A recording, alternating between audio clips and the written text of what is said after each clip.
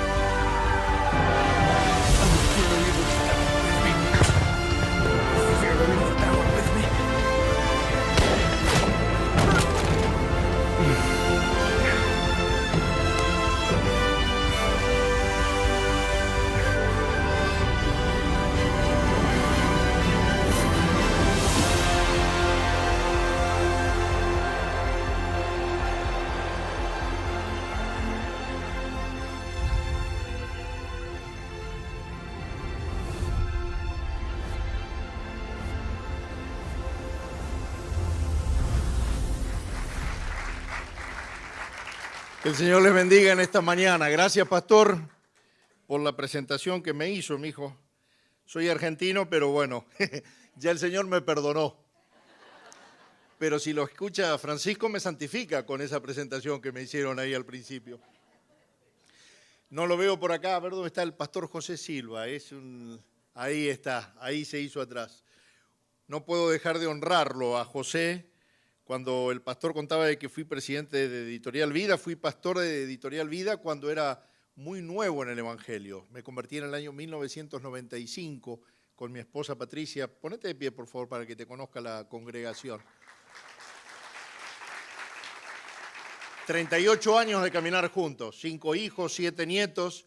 Cuando nos convertimos, José, teníamos 35, así que ahí andamos. Y el Señor me dio una visión.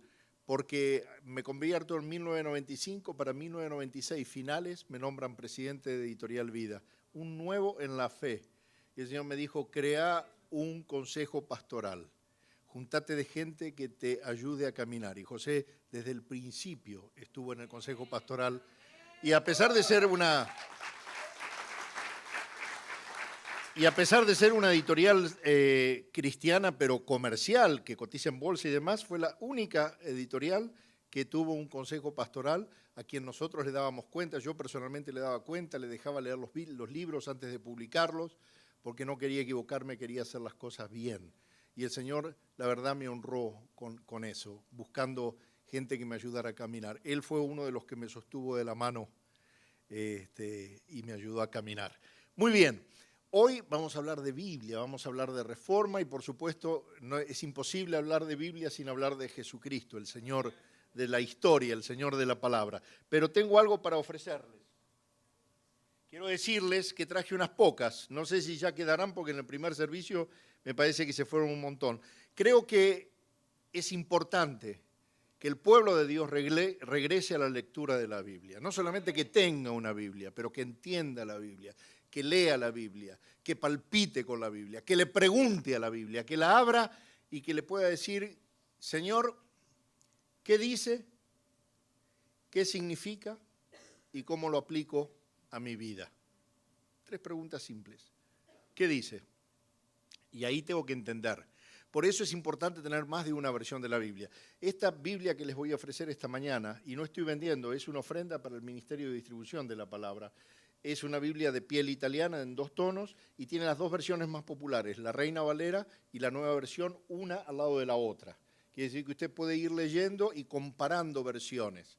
Después le puedo hacer un ejercicio si quiere. Y esta Biblia es la Biblia de estudio más completa que existe, más de 20.000 notas en casi todos los versículos explicados, pero lo bueno de esta Biblia es que no es una Biblia de doctrina, o sea, no explica los versículos con una doctrina en especial, sino que la hace un equipo interdisciplinario de traductores bíblicos y de historiadores, arqueólogos, biblistas, que le explican el contexto, cómo se dijo, por qué se dijo, cuándo se dijo, qué estaba pasando en el mundo en ese momento. Entonces, nunca le entregue el estudio de la palabra a una sola versión. Siempre haga que la Biblia hable por sí sola, nunca vaya primero a las notas de estudio, jamás. Lea la Biblia desde el texto y después vaya a lo que no entiende. Lo pone a un costado, lo anota y después va a buscar lo que no entiende, porque usted no se tiene que distraer con las notas, tiene que ver lo que Dios le dice. Entonces, este material más un libro de un pastor amigo que me encanta, Pastores según el corazón de Dios, de Carlos Raida, va a ser un regalo para el que se lleve las 2 Biblias a $40. Es un paquete que si lo va a comprar una librería podría pagar cerca de $90 por el paquete. Hoy las que queden se las llevan a $40. ¿Hay alguien que cumple años hoy? No, ayer no, hoy. Mañana tampoco, hoy. No. Y mire, menos mal que no mintió porque le iba a pedir la licencia.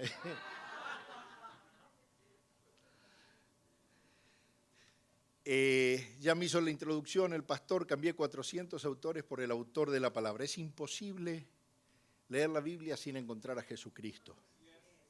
De hecho, la Biblia es el libro que escribió Jesús para el pueblo de Dios. Es el libro de Jesús. Hay 2 revelaciones en teología. La revelación general, que es la que todo el mundo tiene, la que todo el mundo ve. Sol, luna, estrella. Lo que pasa es que mucha gente se queda en la astrología sin ver al creador de las estrellas. Y se ponen a preguntarle a las estrellas. Preguntarle a Dios, que es más efectivo. Y además el que las creó. Esa es una revelación general. Nadie puede decir que Dios no existe. De hecho, hace falta más fe para creer que Dios no existe que para creer que Dios existe. Hace falta más fe, hay que estar empecinado para creer que Dios no existe. O hay que ser muy ególatra, o te tiene que interesar mucho de que Dios no exista. Debes andar en cualquier cosa para entender de que Dios no existe. Pero la revelación especial, que es la que se accede por fe y es solo para el pueblo de Dios, se da de 2 maneras. Primero, la palabra escrita. Dios reveló su palabra por miles de años. Ya lo vimos. en idiomas que ni se entendían, que nosotros ni entendemos. La palabra Dios no la escribió con la mano, ni la escribió en una versión. La reveló a su pueblo plantándosela en el corazón. Eso se llama revelación.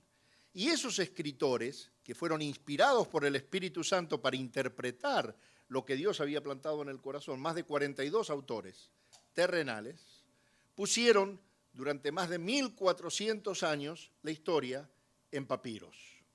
Y eso es lo que vivimos hoy. Pero una cosa muy importante es que Dios, aunque le habló a esa gente, quiere hablarte hoy a vos en este lugar. Y esto tiene mucho que ver con la Reforma. ¿Por qué? Porque durante los años oscuros, la palabra de Dios había sido secuestrada adentro del claustro. Durante muchos años, desde los años 200, 300, hasta el medioevo, la palabra de Dios era de acceso solamente para los instruidos, los sacerdotes, los obispos y los papas. Estaba en un idioma que nadie entendía. La hicieron inentendible para el pueblo. Y el pueblo, alejado y secuestrado de la palabra de Dios, transformó a una sociedad en una sociedad oscura, apestosa. Los libros de historia de ese momento, antes de la Reforma, usted ve Loren Cunningham en el libro. Él tiene un libro que se llama El libro que transformó la historia. Cuenta los prerreformadores. En Ginebra, Suiza. Hoy sería impensado para ustedes lo que le voy a decir, pero Ginebra, Suiza, era conocida como la ciudad hedionda. La ciudad putrefacta, porque la gente defecaba en la calle, hacía sus necesidades, tenía sexo, la gente se moría y quedaba tirada, arrumbada, hasta que vuelve la palabra de Dios al pueblo. Lo primero que tuvo que hacer Lutero, y ahora le voy a hacer, esta es una historia avanzadísima, digamos, le estoy haciendo como el súper resumen para que después usted lo vea y crearle el apetito. Pero Lutero se da cuenta de que en esa sociedad oscura hacía falta la presencia de Dios, la habían secuestrado. Antes de Lutero, 100 años antes, Pedro Baldo, formador de los valdenses, que después fue martirizado, pero la iglesia todavía sigue, sobre todo en esta parte del sur de América Latina, mucha iglesia valdense. Este fue un zapatero que recibió del Espíritu Santo de que tenía que predicar con denuedo la palabra de Dios, dejó todo y estableció comunidades. Y la gente se encerraba en comunidades. Eran prerreformadores que después se beneficiaron con la Reforma. No es que un día Lutero se levantó y dijo, hoy voy a plantar 95 tesis. Hoy voy a hacer una revolución en la iglesia. No fue así. La sociedad estaba reclamando un cambio porque la sociedad tenía necesidades y la iglesia estaba defraudando a la sociedad. Aviso político no pagado. Cualquier parecido con la actualidad no tiene nada que ver. Hubo una parte de la iglesia que se aprovechó de la necesidad del pueblo. Como la ropa sucia se lava en casa y este es el lugar de mi casa, yo les voy a decir, hoy también hay gente que se aprovecha de las necesidades de la gente para hacer comercio dentro de las iglesias. Estos vendían indulgencia, los de hoy venden prosperidad, es exactamente lo mismo. Porque la prosperidad lo único que enriquece es al que la predica, no al que la escucha. Sigo, Pastor Silva, usted cualquier cosa me hace seña y yo paro. Entonces Lutero dice, algo hay que hacer, porque la gente no entiende la Biblia porque está en latín. Como no la entienden, no pueden saber si lo que el claustro de la iglesia está diciendo y el claustro está corrompido y les estaba vendiendo verdades espirituales y salvación por plata. Como hoy. El día que a usted le digan que tiene que pagar para recibir un favor más grande de Dios, le están mintiendo, le están robando. Y usted no entiende la palabra de Dios porque la palabra no dice eso. Entonces, lo primero que hace es clavar sus tesis. Y dice, solo fe. Primer postulado. Son 95, pero las 5 principales de las 95 es solo fe, solo por fe. Usted no necesita hacer una penitencia, una obra, una siembra, llámele como usted quiere, un martirio para recibir el favor de Dios. Usted recibe la palabra de Dios y la salvación solo por fe. Es el primer punto. Eso nos tiene que unir a todos los cristianos, solo por fe. El segundo punto es solo gracia. ¿Esto qué quiere decir? Que no es porque sos lindo, no es porque te lo mereces, es porque Dios quiere. Que no importa qué tan sucio seas, Dios está dispuesto a salvarte si vos, por fe, aceptás su nombre. Solo fe, solo gracia. No puede haber gracia sin verdad. Y la palabra de Dios, mi palabra, dice que Jesucristo es lleno de gracia y de verdad. Porque hoy la gente quisiera tener gracia. Cubrime con el manto de tu gracia, pero vive en pecado. No está viviendo en verdad, pero quiere la gracia. Es imposible tener la gracia sin la verdad. La gracia va a cubrir lo que vos sabés que tenés que cubrirte. Anotá, ¿qué zonas son las que necesitan la gracia de Dios? Y contestalas con verdad. Lo tercero es solo escritura.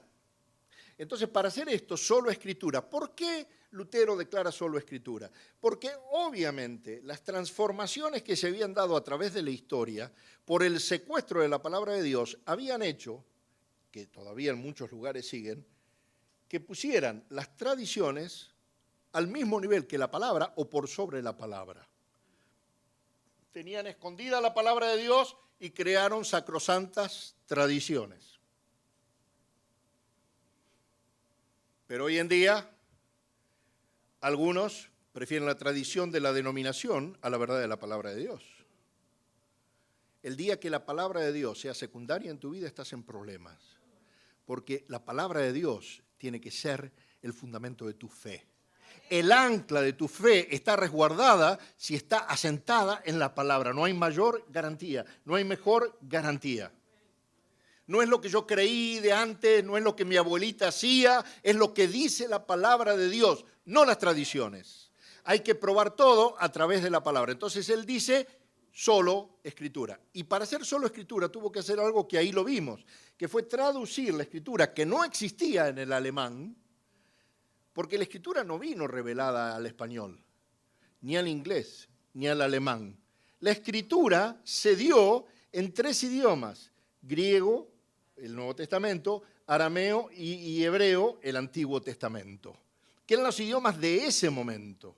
Pero hoy en día hace falta la ciencia de la traducción bíblica, que ejerció Martín Lutero en ese momento. Trajo la Biblia de los idiomas originales, es una gran bendición lo que hizo, al idioma del pueblo, y la trajo a un alemán entendible de la calle, no de los castillos, de la calle, al alemán donde se hacía negocio. Entonces la gente tuvo a través de la imprenta o coincidencia que llegó unos añitos antes, Dios la tenía reservada para que el primer libro que se imprimiese en la imprenta fuera la Biblia de Lutero. Y ya entonces del manuscrito pasó a la Biblia impresa. ¿Qué hizo esto? Que la gente tuviera que aprender a leer para leer la Biblia. ¿Y qué hacían? Se educaban con la palabra de Dios. ¿Qué pasó? El pueblo empezó a tener dignidad. Ya no defecaba en la calle, ya se vestía con dignidad. De hecho, una de las cosas que le preguntan a Lutero es, ¿qué beneficios notó usted de la reforma? Y Lutero lo cuenta en su biografía. Dice que la gente empezó a vestirse mejor. Mire qué detalle. No espiritualizó mucho. Dice, observé que la gente se vestía mejor. Porque la gente se sintió digna. La palabra de Dios te da dignidad, no lo que diga de vos un gobernante, un príncipe, un rey, un papa o los pastores. Es la palabra de Dios. Y después 2 verdades fundamentales más.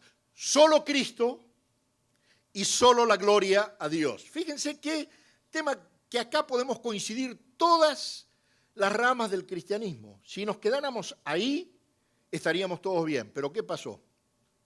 Después de la Reforma, como era solo escritura, Ahora los reformados nos empezamos a pelear porque como ya no nos basábamos en tradición, ahora era quién interpretaba mejor, quién tiene la interpretación real de las Escrituras.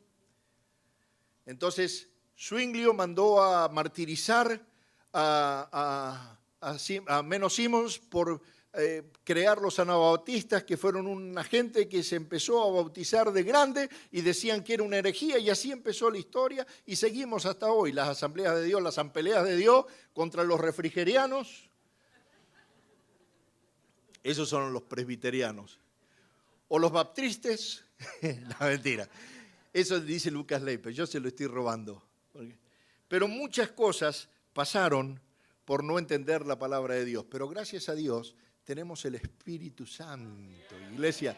Tenemos el Espíritu Santo que nos trae la inspiración. Ahora viene este otro proceso, la iluminación. Está la Biblia traducida, ahora la tenemos traducida al español, gloria a Dios por eso. La tenemos traducida al español moderno, mucho más gloria a Dios por eso. Porque escúchenme una cosa, en el español de 1500, allá cuando estaba escribiendo Don Reina Valera y Ferrara, usted va a leer el Génesis y cuando Eva le responde a Dios qué había pasado, dice, el culebro me zomballó. Si yo te pregunto hoy, ¿cómo te zomballa el culebro vos? Me vas a contestar cualquier cosa. Me zomballó, me hizo zombie, me adormeció, me engañó. La viuda en el alfolit tiró 2 minutos. Pero si yo hoy leo que la viuda, que para agradar a Dios, porque Dios dijo, tiró todo lo que tenía, le quedaban 2 minutos de vida. Porque hoy minuto se asocia con tiempo, pero minuto viene de minucia, menester, algo chiquito, ministro. Algo insignificante. A veces nosotros wow, el gran ministro. Viene de la misma raíz de diminuto.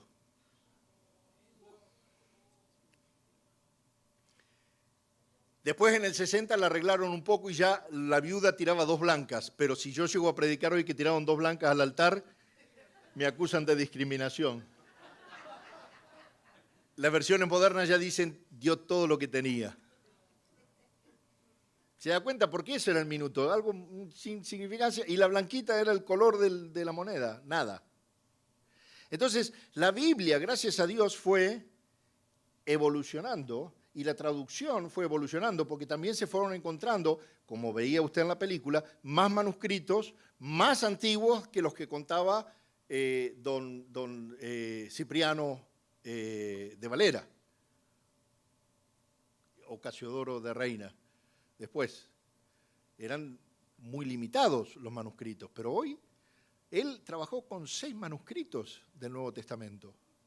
6 manuscritos.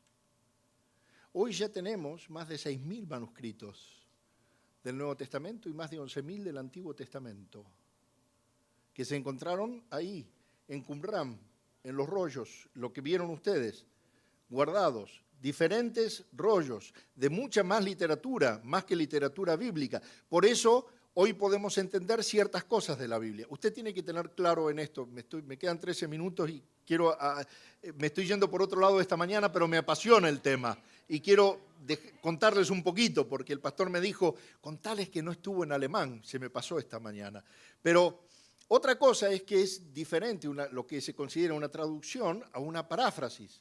Todas las Biblias son buenas, pero la traducción está apegada a los originales, la paráfrasis es una traducción libre, que es casi como una interpretación. Entonces, usted puede darle sentido para entender, pero no debería estar predicando de una paráfrasis. Tendría que entender más de una versión. Por ejemplo, les pongo un ejemplo. En Reina Valera, Habacuc 2:2, dice, Jehová me respondió, escribe la visión y haz que resalte en tablas para que corra el que lea en ella.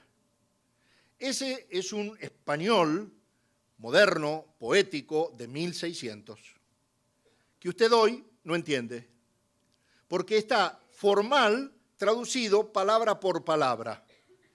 Si yo le digo que usted corre al leer, puede escuchar los mensajes más de que cuando Dios te da la visión tenés que salir corriendo inmediatamente. Pero lo cierto es que hay un sustantivo, el Señor, Jehová, y hay un verbo, correr, a leer. La Nueva Versión, que también respeta lo que es los manuscritos y los verbos que están en los manuscritos, casi todas las traducciones modernas traducen, y el Señor, ya no usan Jehová, porque ya se sabe que Jehová no existe. Pobres los testigos de Jehová que se quedaron sin nombre para el club. Porque Jehová es un nombre armado, nunca existió. Jehová lo tuvieron que armar porque los judíos no podían pronunciar el tetragramatón inefable. Inefable se llama porque no se puede pronunciar. Algo inefable es algo impronunciable. Entonces ellos ese tetragramatón lo reemplazaron uniendo las consonantes del tetragramatón con las vocales de esas letras en hebreo. Y entonces quedó Jehová. Para los católicos usaron las vocales de Adonai y para ellos quedó Yahvé. ¿Por qué? Porque los judíos ponían, se escribe, y ponían el tetragramatón, y al lado ponían, se pronuncia Adonai. Por eso los judíos dicen Adonai, Adonai. Adonai significa el Señor. Entonces, las versiones modernas ahora ya no usan ni Yahvé ni Jehová, simplemente dicen el Señor. ¿Cómo lo pronunciaban? ¿Se entiende? Entonces, por ejemplo, la nueva versión, en el caso de Habacuc 2.2, dice, el Señor me respondió, escribe en las tablas, escribe claramente en las tablas, para que pueda leerse de corrido. Eso significa para que corra el que lea. Es el mismo verbo y el mismo sustantivo. La nueva traducción viviente, que es, no en inglés, porque es una versión excelente, en inglés es traducción, pero en español es una traducción del inglés al español, o sea, ya se considera paráfrasis, no es traducción, dice, el Señor me respondió, escribe la visión en las tablas, para que un corredor le lleve a otro el mensaje sin demora, interpretó. Ahora, para llevar el mensaje de Dios hay que ser atleta, no, mentira, porque yo ya estaría descalificado. ¿Está mal? No, pero no predique, asegúrese, revise. Salmo 23, Reina Valera. Jehová es mi pastor, nada me faltará. Bellísimo. Jehová, sustantivo, nada me faltará, el verbo faltar conjugado. La nueva versión, el Señor es mi pastor, y ahora le cambian el tiempo del verbo. ¿Por qué le cambian a nada me falta? Porque en esos manuscritos de los rollos, que había otra literatura sapiensal de los hebreos, se dieron cuenta los traductores y los biblistas que cuando los verbos son referidos a Dios u a acciones de Dios, están en un eterno presente. Quiere decir, el Señor es mi pastor, nada me falta. Nada me falta es que nada me faltó, nada me falta y nada me faltará. Es un sentido esencial, que lo mismo el que lo leyó hace 2000 años como el de hoy, como el que lo va a leer en 2000 años más. Pero no es a tiempo futuro. Ahora usted va a la nueva traducción viviente y dice, el Señor es mi pastor, y me cambian el verbo faltar y traduce, el Señor es mi pastor, tengo todo lo que necesito. Eso es una interpretación. ¿Por qué? Porque materializan el sentido existencialista del faltar. Es más, yo teológicamente le podría decir que usted puede tener todo lo que necesite y faltarle todo si no tiene a Dios. Y puede no tener todo lo que necesita y no faltarle nada si usted tiene a Dios. Entonces es muy importante que ustedes sepan, pero gracias a Dios por las versiones de la Biblia. Pastor, me fui para otro lado, pero sigo. Salmo 119, 160, a la hora de entender la Biblia, la palabra de Dios dice, la suma de tus palabras es la verdad. Tus rectos juicios permanecen para siempre. ¿Qué quiere decir, Pastor Esteban, la suma? La suma es la suma. Digan conmigo, la suma es la suma. Es de Génesis a Apocalipsis. Usted no puede predicar un libro de la Biblia. Usted no puede mucho menos que predicar un versículo de la Biblia. Porque si no hace como los católicos cuando buscan el divino rostro, la sagrada mano, el sagrado corazón, el divino manto, Usted está descuartizando, no puede descuartizar la palabra de Dios, es una. Y es toda verdad y no se contradice. Dios del Antiguo Testamento es tan bueno y amoroso como el Dios del Nuevo Testamento. Eso de que nos atacan a nosotros porque dicen que nosotros tenemos un Dios que en el Antiguo Testamento cobra ojo por ojo y diente por diente, querido, no entendieron la Biblia. Porque si vos vas al Nuevo Testamento, nosotros los cristianos somos repetí conmigo, neotestamentarios. O sea, lo nuevo mata lo viejo. Toda la enseñanza que está en el Antiguo Testamento, que está explicada o añadida o engrosada en el Nuevo Testamento, tiene más valor que el original. Entonces, en el Antiguo Testamento, Dios dice ojo por ojo, diente por diente. Pero no es retributivo, porque en el Nuevo Testamento el Señor Jesús toma esa misma mandamiento y dice, oíste que se dijo, han oído que se dijo, ojo por ojo, diente por diente, pero yo digo, al que te pega en una mejilla, ponle la otra. Acá le cambió el sentido. Ese sentido que la gente piensa que es de venganza, no es de venganza, es en ese momento Dios estaba poniendo un límite. Si te cuesta un ojo, no me cobres con tu vida. Tenés derecho a cobrarme con la vida si yo te quito la vida. Por eso Jesús lo cambia. Y entonces cuando algunos analfabetas bíblicos nos dicen que nosotros tenemos un Dios de venganza, es mentira, no entendieron la Biblia. La Biblia hay que leerla con los ojos del Nuevo Testamento, no del Antiguo Testamento.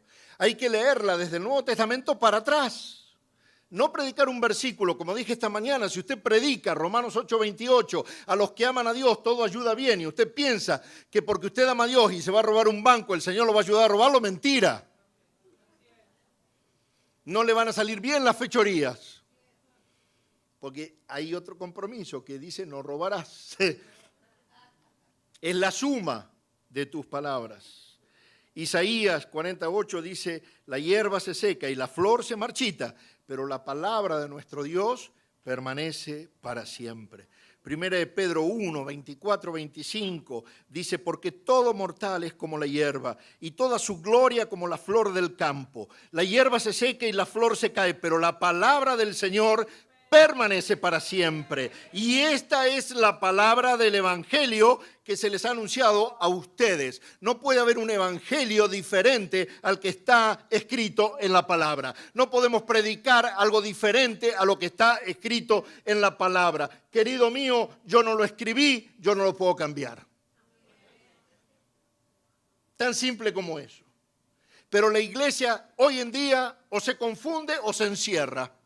Se confunde. Hay algunos que están haciendo barbaridades, por no usar la palabra de Dios, que piensan que ni siquiera la palabra de Dios, que es anticuado, y están aceptando cada moda adentro de la iglesia. ¿Para qué le voy a contar? Pero hay otros que encerraron la palabra en el templo, y la palabra de Dios es pública. Es para todos. El éxito de la Reforma fue que Lutero la sacó del templo, la sacó del claustro, la sacó de haber estado secuestrada y la llevó a la calle. Esto no es nuevo. Usted lo ve en la Biblia. Si va al libro de los Reyes, va a encontrar la historia de Josías, un rey pequeño, 14 años. Asume el trono después de que su padre había fallado y su abuelo había fallado miserablemente y el pueblo estaba descarriado. Y un día los funcionarios vienen y le dicen, Su Majestad, encontramos unos rollos empolvados. Cuando algo se empolva en tu casa, ¿por qué se empolva? Porque no se usa, porque cae en desuso. Hoy lo que cae en desuso se llena de polvo. Y el rey dijo, tráigame esos rollos. Y los abre y era la ley. Lo que en ese momento se conocía como la Torá, la palabra de Dios, el Pentateuco. Y los mandó a leer en público. Y la gente empezó a llorar y a arrepentirse. Y empezó a hacer lo bueno. Esto no sería tan dramático si los funcionarios que fueron a decirle no hubiesen encontrado esos rollos adentro del templo. Es como si hoy los sugieres vinieran y le dijeran, Pastor Edwin, encontramos unas cajas llenas de polvo, no sé qué son. A ver qué es. Son Biblias. Las Biblias se habían dejado de usar adentro de la casa de Dios. Ojo que eso también nos puede pasar. Pastores que están haciendo show en vez de predicar la palabra. Y hay un riesgo grande. Cuando la luz se apaga, el show se termina. Y cuando el show se termina, como apela a la motivación se acaba y la gente sigue igual. Pero cuando usted predica la palabra de Dios, usted llega al tuétano, a esa división entre el alma, la carne y el espíritu del hombre. Y la palabra de Dios lo transforma. Y eso es lo que nosotros que tenemos un acercamiento con la Biblia podemos decir, como el escritor de Hebreos 4:12, ciertamente la palabra de Dios es viva y poderosa, más cortante que cualquier espada de 2 filos, penetra hasta lo más profundo del alma, hasta la médula de los huesos y juzga los pensamientos y las intenciones del corazón. Ahí creo que el autor de Hebreos define. La palabra de Dios no se asienta en la cabeza. Usted tiene que bajar la palabra de Dios de la cabeza al corazón. Porque la fe se asienta acá adentro. La razón está acá. Pero mucha gente que dice ser cristiana conoce acerca del cristianismo. Pero el Espíritu Santo vive acá. Y cuando usted baja la palabra de la cabeza al corazón, se la entrega al Espíritu Santo y el Espíritu Santo empieza a hablarle cosas, a traerle cosas que usted por ahí no entiende, pero se las está refrescando para usted. Hoy a la mañana el Señor le está hablando a alguien aquí y se lo está haciendo a nivel particular. Porque esa es la omnipresencia del Señor y la omnisciencia, que Él sabe lo que este gordo argentino está diciendo y lo está usando para transformar la vida de alguien que vino incrédulo porque no podía bajar la palabra al corazón.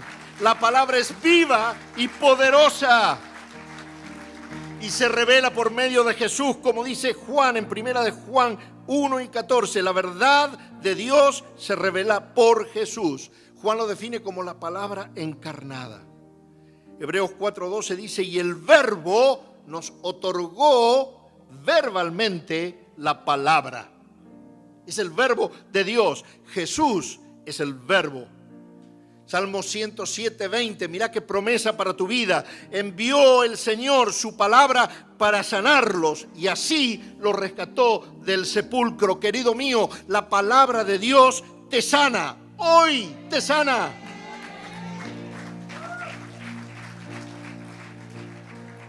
Dice el Salmo 147:15, envía su palabra a la tierra y su palabra corre a toda prisa. La palabra de Dios es algo urgente, es algo que la necesidad de la sociedad la necesita hoy, no mañana.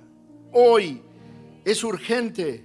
Isaías 48, la hierba se seca y la flor se marchita, pero la palabra de nuestro Dios permanece para siempre. La palabra de Dios permanece. Isaías 55:11, así es también la palabra que sale de mi boca. No volverá a mí vacía, sino que hará lo que yo deseo y cumplirá con mis propósitos. La palabra de Dios es acción cumplida en tu vida. Tú tienes que entenderla, procesarla, declararla y ponerte a andar. Porque la palabra de Dios te anuncia bendición. Gálatas 3:8 dice, en efecto, la Escritura, habiendo previsto que Dios justificaría por la fe a las naciones, anunció de antemano el Evangelio a Abraham, por medio de ti serán bendecidas todas las naciones. Así como lo hizo con Abraham, la palabra te anuncia bendición. Efesios 5:26 dice que usó la palabra para hacerla santa y purificó a su iglesia lavándola con agua mediante la palabra. Es la palabra de Dios la que te purifica hoy. Hoy. Esa es la palabra que escuchaste. Hoy. El Señor quiere que la internalices. El Señor quiere que saques todo lo que es tradición de tu cabeza. Porque la tradición te confunde. El Señor quiere que reemplaces la tradición, la costumbre, por la palabra. Hay gente que no puede llegar a un nivel superior en la vida porque está mirando para atrás todo el tiempo. Eso es mirar la tradición. Dice Eclesiastés que es de necios decir que todo tiempo pasado fue mejor porque lo mejor está por venir. Y usted tiene que confesarlo y creerlo. Lo mejor para usted está por venir. Pero a veces tenemos preconceptos acá adentro, que nos dicen, vos no vas a poder nunca, no lo vas a hacer, sos un mediocre, sos un... Tantas cosas. Yo escuchaba a mi madre en su desesperación decirme, maldigo el día en que naciste. ¿Para qué te habré tenido? Y si yo no lavo esos pensamientos con la palabra de Dios, donde el Señor me dice que Él me hizo con un propósito mucho mayor al que mi mamá tenía en la cabeza, yo podría estar limitado hoy. Yo tengo que cambiar las mentiras por la verdad. A veces tenemos nosotros, yo lo explico mucho en la lección del arca, del pájaro carpintero, porque Noé tuvo que cuidarse muy bien donde colgó el pájaro carpintero en el arca. Porque imagínense si lo ponía contra la pared, estaba pic, pic, pic, pic, pic, pic, pic, pic, pic, le hacía un buraco de adentro para afuera. Y un buraco de adentro para afuera es más peligroso que la tormenta afuera. Pero ¿cuántos cristianos estamos caminando por el mundo con un pájaro carpintero, moviéndonos acá adentro? Nunca vas a poder, no sos digno. Tu pasado te condena. Jamás te va a dar la talla. Me van a volver a traicionar. Me van a defraudar, voy a perder. Por cada mentira que Satanás me dice, tengo que buscar una verdad que esté en la vida y aplicarla en mi vida, para que empiece a ver por la verdad de la palabra y no por lo que me está soplando ese pajarito maldito adentro de mi cabeza. Si vos sentiste que has vivido atado hasta acá con pensamientos que no son bíblicos, no bíblicos de religiosos, porque dice la palabra, yo sé los planes que tengo para ti, planes de bienestar. El Señor no se goza haciéndote sufrir. El Señor quiere que vos hagas el propósito para que Él te hice y que te vaya bien, bien, bien, bien. ¿Y sabés para qué quiere que te vaya bien? Para que de paso bendigas a otros y a otros y a otros y a otros. Cambia ese pensamiento negativo que tenés en tu cabeza y pon el pensamiento de Dios. Que los pensamientos de Él son más altos que los tuyos. Amén, hermanos. Cambiar y vivir con confianza.